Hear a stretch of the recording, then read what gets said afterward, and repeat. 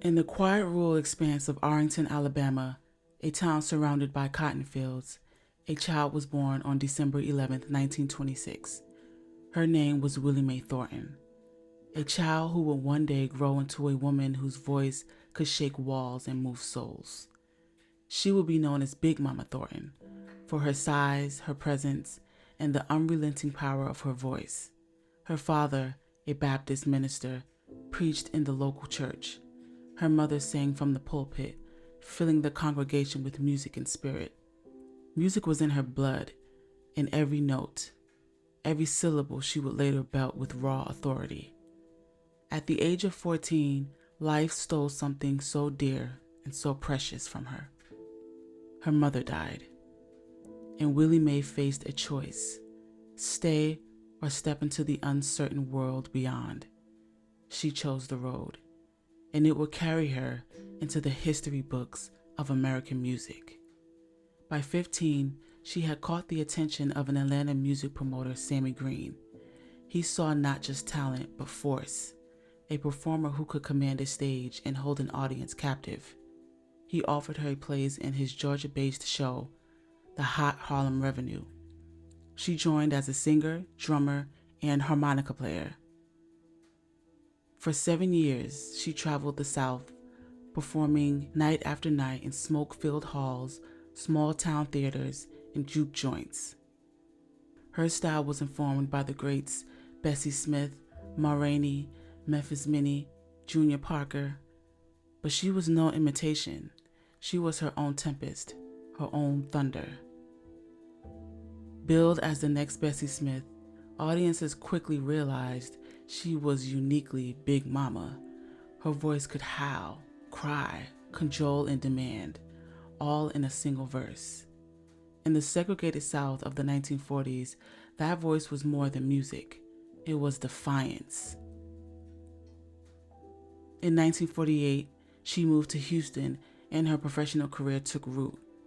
By 1951, she signed with Don Robey's Peacock Records. Robey, an entrepreneur of Black and Jewish descent who engaged in predatory practices, offered her a 5-year contract. Peacock Records, later Duke Peacock, has shaped artists like Little Richard and Johnny Ace. Big Mama Thornton had found a platform. She performed regularly at Robey's Club, the Bronze Peacock, and toured the Chitlin Circuit. Safe revenues for Black performers across the South and Eastern United States. From the Cotton Club in Harlem to Mississippi juke joints, she carried her voice across the country. In 1952, during a recording session in Los Angeles, 2 young songwriters, Jerry Lieber and Mike Stoller, presented her with a 12-bar blues vocal called Hound Dog. Big Mama made it her own.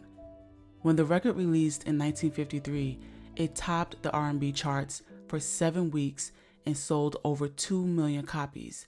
Her voice, full of grit, fire, and fury, reverberated across the nation. But the recognition was stolen. Thornton received only $500. 3 years later, Elvis Presley released his version. Hound Dog became his first major hit, earning him fame and fortune, while Big Mama's monumental contribution remained largely invisible. Other songs followed similar fates. That's Alright was later popularized by Presley. Ball and Chain became Janis Joplin's signature, yet Thornton's authorship was overlooked. American radio, dominated by white-owned stations, refused to play her records. Even Presley, reports suggest, refused to perform on the same bill as Big Mama. The music she pioneered, the raw soul she gave to the world, elevated others while her own recognition lagged behind. Yet she continued.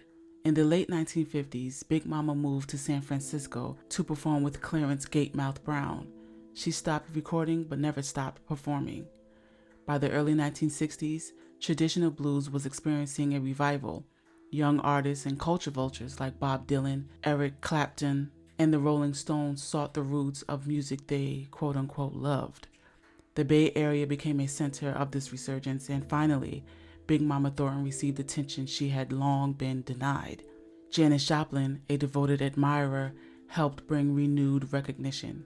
Thornton performed at the Monterey Jazz Festival and toured Europe with the American Folk Blues Festival.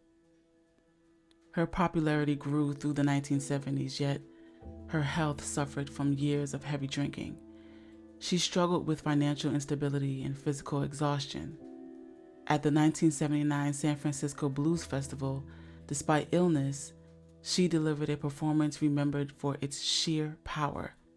In the early 1980s, she survived a car accident, yet in 1983, she performed at the Newport Jazz Festival with Muddy Waters, B.B. King, and Eddie Cleanhead Vinson. The performance became the blues, a real summit meeting, her final recorded testament. Even in her last years, Big Mama faced persistent injustice. She never fully reaped the rewards of her talent.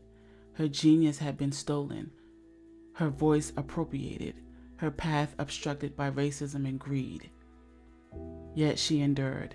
Her presence on stage, her voice, her insistence on performing became acts of defiance, of survival, of self-assertion. Willie Mae Big Mama Thornton died of a heart attack in Los Angeles on July 25, 1984, at 57. Yet her story did not end there. Shortly after her death in 1984, she was inducted into the Blues Foundation Hall of Fame. In 2020, she was honored by the Alabama Music Hall of Fame. Her songs, once stolen and transformed, are now recognized as her own. Hound Dog, Ball and Chain, and her other works are testaments to a woman who carved a space into a world determined to overlook her. Her life, marked by both brilliance and betrayal, is remembered as a story of reliance, endurance, and artistic integrity. Big Mama Thornton's voice was thunder, her presence a storm. Her art endures, her spirit lives on, and her legacy continues to inspire generations. Even though I've known about Big Mama Thornton and her massive contributions to blues, rhythm and blues, what we now call R&B, and early rock and roll, and I've even downloaded some of her albums, but there were things I discovered while doing research that completely broke my heart, y'all. For example, I found out that Big Mama Thornton was buried in a shared pauper's grave alongside two strangers. I mean, this is a woman who gave so much to music, shaped entire genres, and yet her final resting place was that. It honestly left me speechless, and I don't blame her family, but no one from her former record label could step in to help financially, even after making what I'm sure were millions off of her talent. And sadly, her story is not unique. There are countless examples of this, both then and now. In 1995, TLC quietly filed for bankruptcy, and a year later, they publicly revealed that they were broke, even after winning 2 Grammys and selling millions of albums. In the 2000s, groups like 112 left Bad Boy Records due to unfair contracts and being virtually penniless. The group Nappy Roots spoke out about signing one of the worst record deals in history with Atlantic Records. Tony Braxton, Public Enemy, the list goes on, and unfortunately, it almost always seems to be Black artists who are on the receiving end of these predatory practices.